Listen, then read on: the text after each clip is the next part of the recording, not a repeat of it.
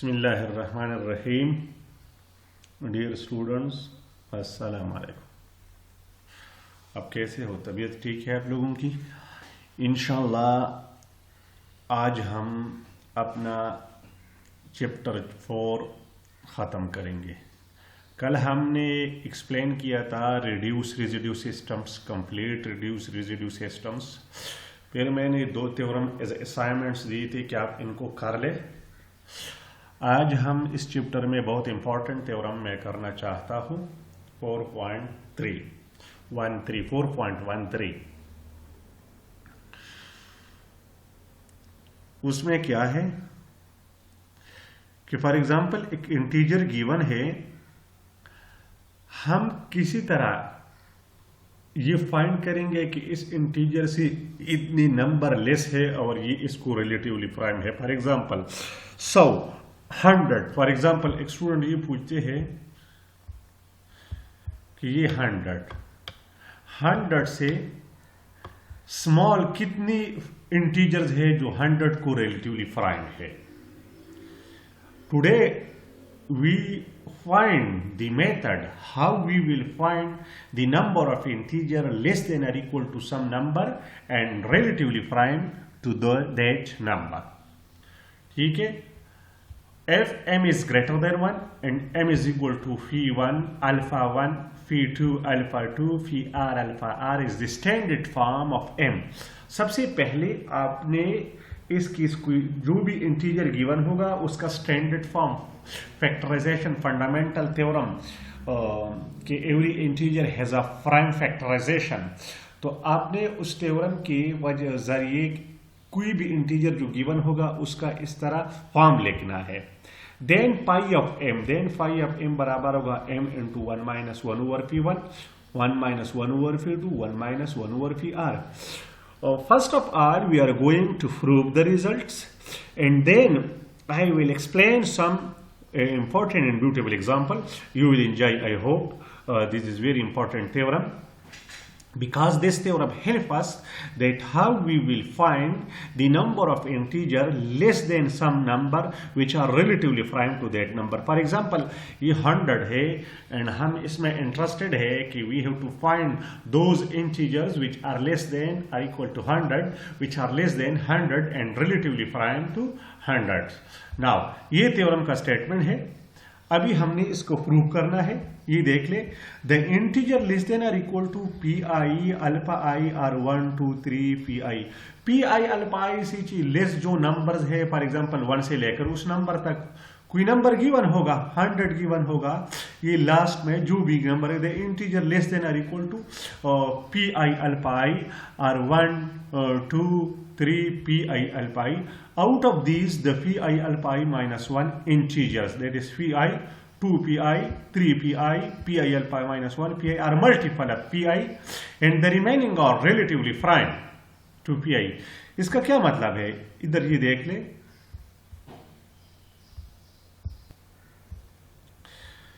कि the integer less than or equal to pi alpha I are 1 2 3 P I. ये P I alpha I C small जितनी भी integer है वही ही है. Out of these between among these integers P I 2 P I 3 P I P I alpha I P I to the 4 alpha I minus 1 pi are multiple of pi and the remaining integer are prime to pi. ये integers multiple है और remaining P I alpha I को prime है, integers are prime. For example ये देख ले, for example ये हमारे पास है p is equal to 2. Alpha मैं लेना चाहता हूं for example 4. P I alpha I हमारे पास क्या आया 2 to the power 4. अब द इंटीजर लेस देन और equal to P I alpha I, the integer less than और equal to 2 to the power 4 is 16 means 1 2 3 4 up to so on 16 तक, 2 to the power 4 16 तक. Out of these the P I alpha I minus 1 integer, कि इसमें ये integer जो है P I alpha I minus 1 ये P I की multiple है। इसका मतलब ये है कि out of this the P I alpha minus 1 ये नंबर रिप्रेजेंट करते हैं, नंबर ऑफ इंटीजर्स, कि ये इंटीजर और मल्टीपल ऑफ पी आई। हमारे पास हमारे इस केस में क्या आएगा, वो 1 इंटू 2, ये देख ले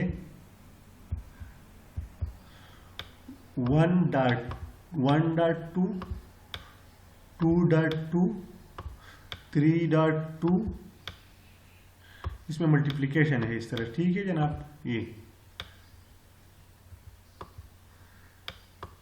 4 2 5 2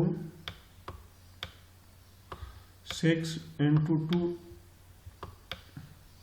जेंटलमैन जी इधर मल्टीप्लिकेशन है 7 2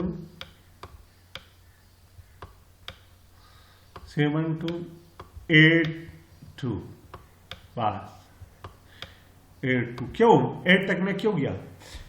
P I 2 to the power 4 minus 1 क्या बनता है? 2 to the power 2 to the power 3, 2 to the power 3 is equal to 8। तो अभी ये तादाद में कितने हैं? 1 2 2 3 4 5 6 7 8। So out of this P I alpha I minus 1, हमारे केस में अल्फा क्या है? 4 है। ये मैंने जस्ट एक सिंपल एग्जांपल दिया for your explanation. So 2 to the power 3 ये नंबर रिप्रेजेंट करते हैं कि out of this the P I alpha minus 1 integers, that is 1 P I 2 P I 3 P I, P I alpha minus 1 ये है हमारे पास। वो लास्ट वाला जो है, ये लास्ट वाला हमारे केस में 2 to the power 4 minus 1 4 minus 1 into 2 4 minus 1 into 2। So are multiple of P I, ये पी आई की जो मल्टीपल है एंड द रिमेनिंग इंटीजर्स, और रिमेनिंग इंटीजर जो है वो हो पी आई को प्राइम है। अभी हमारे केस में ये 2 आया, 4 आया, 6 आया, 8 आया, 10 आया, 12 आया, 14 16। इसके अलावा जो इंटीजर बाकी बच जाते हैं, फॉर एग्जांपल 1 बच जाते हैं, 3 बच जाता है, 5 7 9 11 13 15, these are relatively prime। ये 16 को relatively prime है इस एग्जांपल में generally. So out of these the phi alpha I minus 1 integer 1 phi 2 phi 3 phi alpha minus 1 are multiple of phi and the remaining integer are prime to phi alpha I। therefore तो हमारे पास पाई P of आई क्या रहा है? Means पाई function क्या represent करता है? पाई function represent करता है कि पी आई अल्फा आई को कौन सी इंटीजर रिलेटिवली प्राइम है। तो मींस उन पी आई अल्फा आई से ये अगर हम सब्सट्रैक्ट कर ले, ये वाला ये तादाद सारी, अभी हमारी केस में 2 टू दी पावर 4 16, तो 16 से ये हमने 8 नंबर सब्सट्रैक्ट करना है। वो 8 नंबर कौन कौन से है? 2 है, 4 है, 6 है। तो इस वजह से this pi of P I alpha I represent the number of integer which are relatively prime to pi alpha I। अभी पी आई अल्फा आई को कौन सी इंटीजर रिलेटिवली प्राइम है? उसको वही इंटीजर प्राइम है जिसके साथ इसका ग्रेटेस्ट कॉमन डिवाइजर 1 हो। तो इस केस में हमने अभी एक्सप्लेन किया कि इसका जो मल्टीपल है वो तो प्राइम नहीं है। तो मल्टीपल कौन कौन से है? 1 P I 2 P I 3 P I. वो तादाद में क्या बनती है? P I alpha I minus 1। इस वजह से they subtract from P I alpha I minus 1। Now I think you understand these steps। ये पाई फंक्शन क्या रिप्रेजेंट करता है? पाई फंक्शन ऑलरेडी यूलर फंक्शन है, हमने एक्सप्लेन किया है कि this function represent the number of integer which are less than or equal to this and relatively prime to this। अभी इससे जो लेस है और relatively prime है वो कौन से है? उनमें ये तो पी का सॉरी इनमें ये पी आई अल्पाई का मल्टीपल्स है, लेकिन बाकाया इसको प्राइम है। जो मल्टीपल है उनके तादाद क्या है? P I alpha I minus 1 and the remainings are prime. Therefore pi P I alpha I is equal to P I alpha I minus P I alpha I minus 1। अभी इसमें P I alpha I common ले ले तो P I alpha I 1 minus 1 over P I. Let's go further. Now pi of M, M के क्या representation है? P1 alpha 1, P2 alpha 2, PR alpha are. Pi multiplicative function है। कल मैंने जो एक्सप्लेन किया था कि पाई एम मल्टीप्लिकेटिव है, थ्योरम 4.11 में, शायद उसमें मैंने एक गलती की थी। 4.11 थ्योरम में the function pi of n, मैंने ये कंडीशन लगाया था कि आप m n is multiplicative, f m n is equal to 1। ये ऑटोमेटिकली मल्टीप्लिकेटिव फंक्शन की डिफिनीशन है। जनरली यूलर फंक्शन हमेशा मल्टीप्लिकेटिव होता है। कल ये 4.11 थ्योरम ये था, अगर आपको याद है 4.11 थ्योरम ये था कि pi of n, this is multiplicative, this is multiplicative, ये मल्टीप्लिकेटिव फंक्शन है। 4.11 थ्योरम जो है ये pi multi Euler function multiplicative function है। मींस मल्टीप्लिकेटिव फंक्शन की क्या कंडीशन होते हैं कि अगर एम एन रिलेटिवली प्राइम हो then we have to show that pi of m n is equal to pi of m and pi of n. So clearly कल हमने मैंने ये थ्योरम आप लोगों को दिया था कि आप इनको देख ले, इसको कर ले, ये कल वाला थ्योरम। ये पाई फंक्शन मल्टीप्लिकेटिव फंक्शन होता है। Therefore pi P1 alpha 1, P2 alpha 2, PR alpha r is equal to, क्योंकि P1 अल्फा 1 और P2 अल्फा 2 एक दूसरे को रिलेटिवली प्राइम है, because these are the prime factorisation. So multiplicative property of pi of n. अभी pi of P1 alpha 1 किसके बराबर है? इधर पाई फ्रॉम दिस, यहाँ से पाई ऑफ P1 अल्फा 1 किसके बराबर होगा? P1 alpha 1 minus 1 over P1। तो using this formula P1 alpha 1 minus 1 over P1, P2 alpha 2 1 minus 1 over P2 up to so PR alpha r 1 minus 1 over PR। अभी ये वाला ये बाहर कर दे, P1 alpha 1 PR alpha r, ये 1 minus 1 over P1, ये किसके बराबर है? ये तो एक्चुअली m के बराबर है। तो आप देख ले दिस इज, ये हमारे पास क्या रहा है? दिस इज मल्टीप्लिकेशन, इधर मल्टीप्लिकेशन है, ये सारे मल्टीप्लिकेशन में है। ये हमारे पास आया m 1 minus 1 over P1, 1 minus 1 over P2। So this is the formula. Now I want to explain in very important example की तरफ हम आ जाते हैं कि let m is equal to 372। अभी क्वेश्चन ये राइज होता है 372 एक नंबर है, उससे स्मॉल कितने नंबर है जो 372 को रिलेटिवली प्राइम है? कितने नंबर है? Number of elements. ये नंबर ऑफ एलिमेंट्स हमें तादाद हमें बता देता है कि कितने एलिमेंट्स है जो 372 से लेस है, उनकी तादाद कितनी है, वो तादाद में कितने है। तो अभी देख ले, ये 372 का ये प्राइम फैक्टराइजेशन है, 2 to the power 2, 3 to the power 1, 31। ये आप इजीली इस तरह कर सकते हैं। 372 को पहले 2 पर कर ले, ठीक है जनाब, फिर इसको इस तरह कर ले, you will get this factorisation. So now 5 इस पर अप्लाई कर ले, 5 372 बराबर होगा 5 2 टू द पावर 2। ये 5 मल्टीप्लिकेटिव फंक्शन है, तो 5 2 टू द पावर 2 पर अलग अप्लाई कर ले, 5 3 पर अप्लाई कर ले, 5 31 पर अप्लाई कर ले। Let's go further. अभी ये 372 क्यों लगा है? क्योंकि फार्मूले में ये m ने हमने अपनी जगह पुट करना है, ये अपनी जगह 1 माइनस 1 ओवर P1 हमारे पास क्या है 2 है, 1 माइनस सॉरी ये वाले 2 है, ये P1 है, ये 2 है, 1 माइनस 1 ओवर 2, फिर P2 क्या है 3 है, 1 माइनस 1 ओवर 3, फिर P3 क्या है 131 है, 1 minus 1 over 31, and you will do calculation 120 means 372 से स्मॉल कितने नंबर है जो 372 को रिलेटिवली प्राइम है 120. So I think it is clear are you.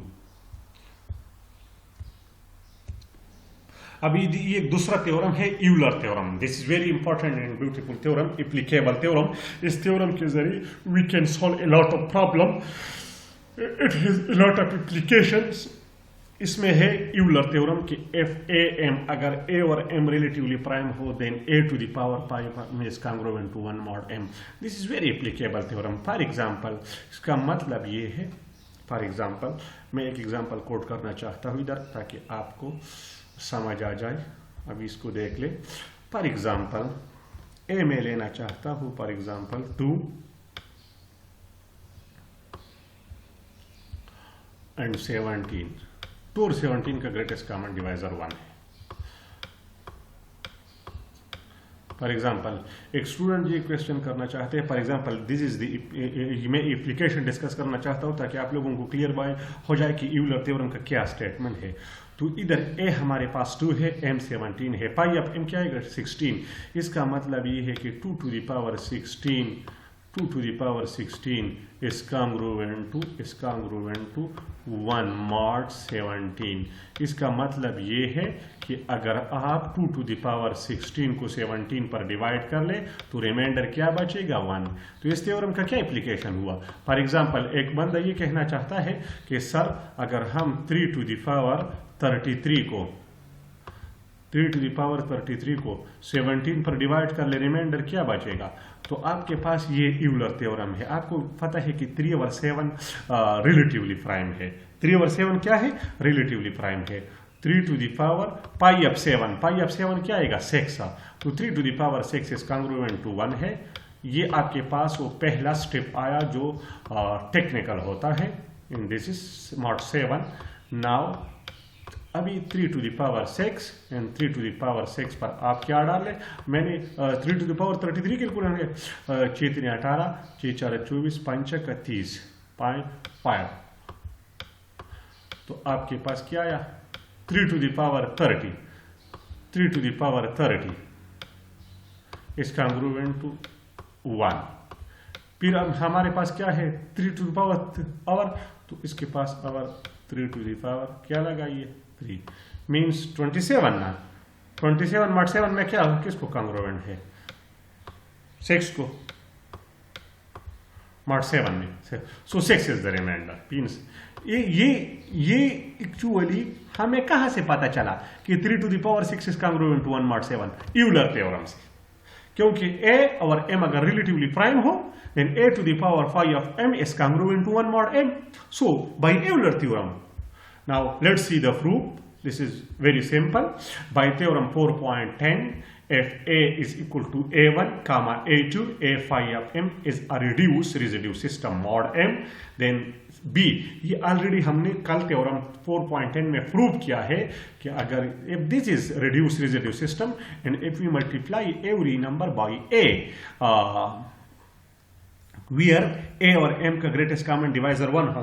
आप अगर रिमाइंड कर ले तो a और m का ग्रेटेस्ट कॉमन डिवाइजर 1 हो. ये तब इससे हम ये वाला इक्वेशन तब लिख सकते हैं जब a और m का ग्रेटेस्ट कॉमन डिवाइजर 1 हो. लेकिन थ्योरम में तो गिवन है कि a और m का ग्रेटेस्ट कॉमन डिवाइजर 1 है. Therefore this is a reduced residue system. This implies that कि ये इंटीजर जो है ये integer are congruent to this integer, because ये भी रिड्यूस्ड रेसिड्यू सिस्टम है मॉड m में और ये भी रिड्यूस्ड रेसिड्यू सिस्टम है मॉड m में. तो these are congruent to each other. This implies that these integer are congruent to the integer this. But not necessarily in the same order. इसका मतलब है, सेम ऑर्डर का मतलब ये है कि जरूरी नहीं है कि ये वाला इसको कॉन्ग्रुएंट हो, ये इसको भी हो सकता है, ये इसको भी हो सकता है, इस तरह ये वाला इस इधर हो सकता है, ये इसको भी हो सकता है, congruent, not necessarily in that order. So by the multiplication of the congruence we obtain, हमने ये कॉन्ग्रुएंस के प्रॉपर्टी रिमाइंड कर ले। By the multiplication of the congruents a1 a2, ये congruent है तो इधर ये मल्टीप्लिकेशन है, बीच में ये मल्टीप्लिकेशन है इस तरह, ठीक है जनाब, ये इस तरह है, इधर ये काम आने ही है, ये इस तरह है a1 इस तरह, क्योंकि ये इंटीजर आपस में कॉन्ग्रुएंट है, ये इंटीजर इसको कॉन्ग्रुएंट है या इसको, तो इस तरह इसका मल्टीप्लिकेशन इस कॉन्ग्रुएंट टू इसका मल्टीप्लिकेशन। अब ये तादाद में कितने हैं, ए ये पाई ऑफ एम है तादाद में, तो A power pi of M, A power pi of M is congruent to a1 a2 A pi of M a1 a2 A pi of M. अभी सेंस क्यों बोला ए, क्योंकि ए और एम का ग्रेटेस्ट कॉमन डिवाइजर 1 है, ए और एम का greatest common divisor क्या है, ए और एम का ग्रेटेस्ट कॉमन डिवाइजर 1 है। अभी these are the congruence classes of A, लेकिन ये इंटीजर जो है a1 a2 a5 m, these are in the congruence classes of A, therefore a1 a2 a1 a2 a5 m और m1 के साथ इसका ग्रेटेस्ट कॉमन डिवाइजर 1 होगा, therefore ये एक दूसरे के साथ खत्म होगा। लेकिन ये तब हम लिख सकते हैं जब इसका इस नंबर का और इसका ग्रेटेस्ट कॉमन डिवाइजर 1 हो। इसका ग्रेटेस्ट कॉमन डिवाइजर क्यों 1 है, क्योंकि ए का m के साथ ग्रेटेस्ट कॉमन डिवाइजर 1 है। अभी a1 a2 a5 m जो है ये कौन से है, ये जो a को रिलेटिवली प्राइम है उसके भी m के साथ ग्रेटेस्ट कॉमन डिवाइजर 1 है, therefore a to the power 5 of m is congruent to 1 mod m, which prove the required result, important Euler theorem।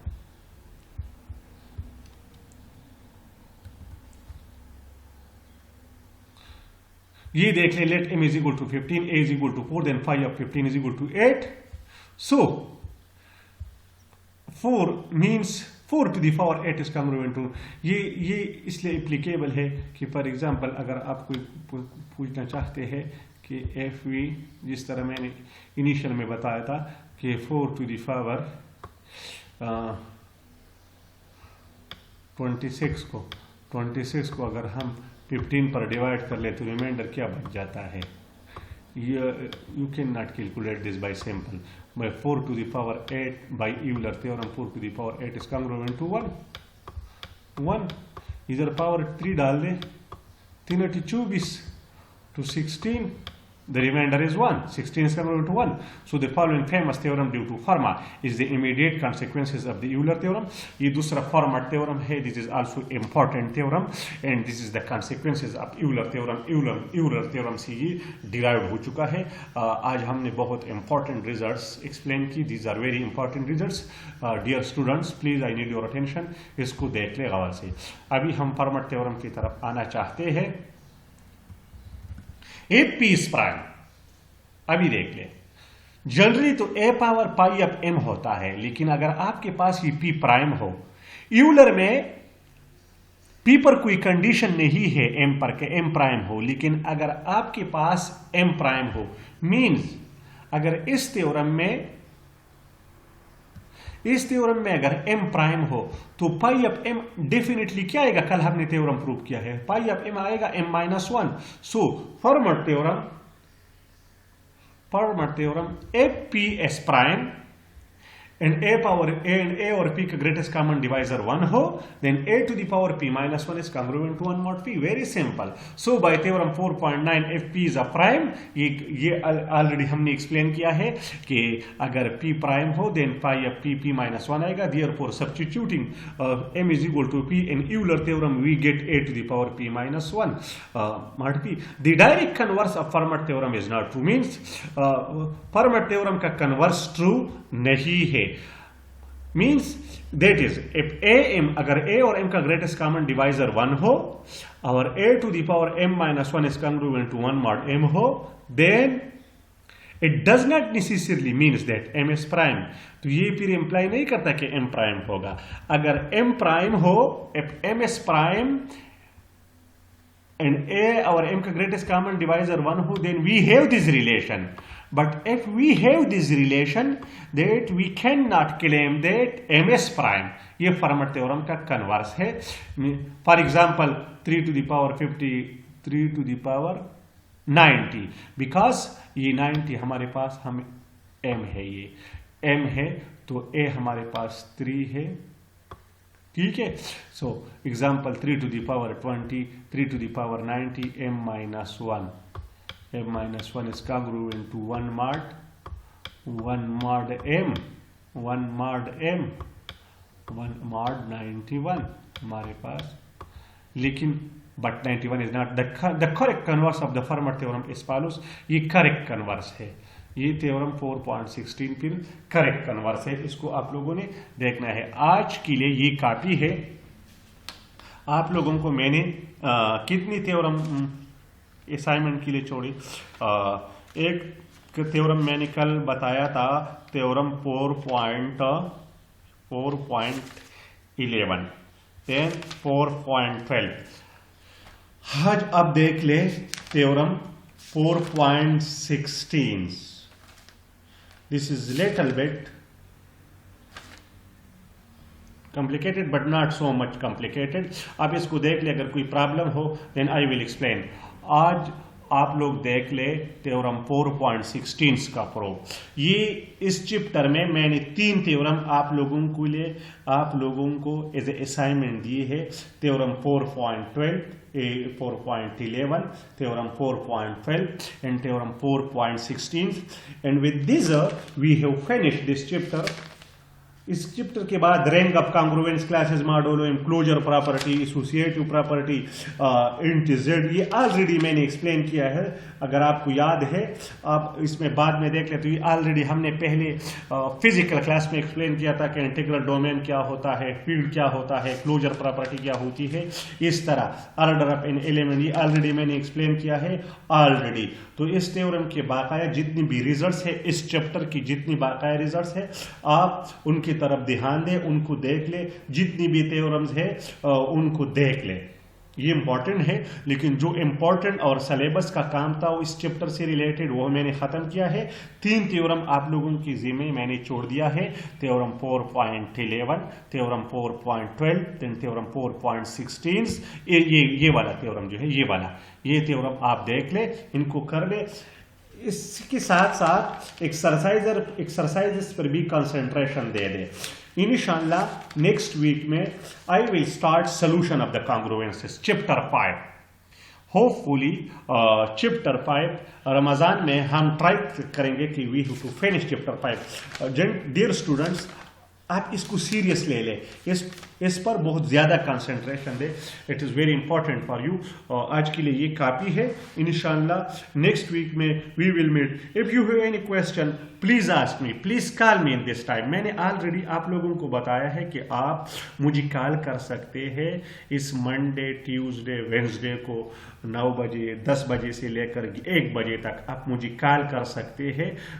कोई भी क्वेश्चन, कोई प्रॉब्लम नहीं है। I will explain, I am responsible for explanation, but this is important. अब इसको serious देख ले, ठीक है। अल्लाह हाफिज। Today we have finished alhamdulillah chapter 4.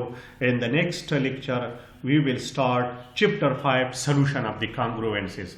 Allah hafiz. Thank you.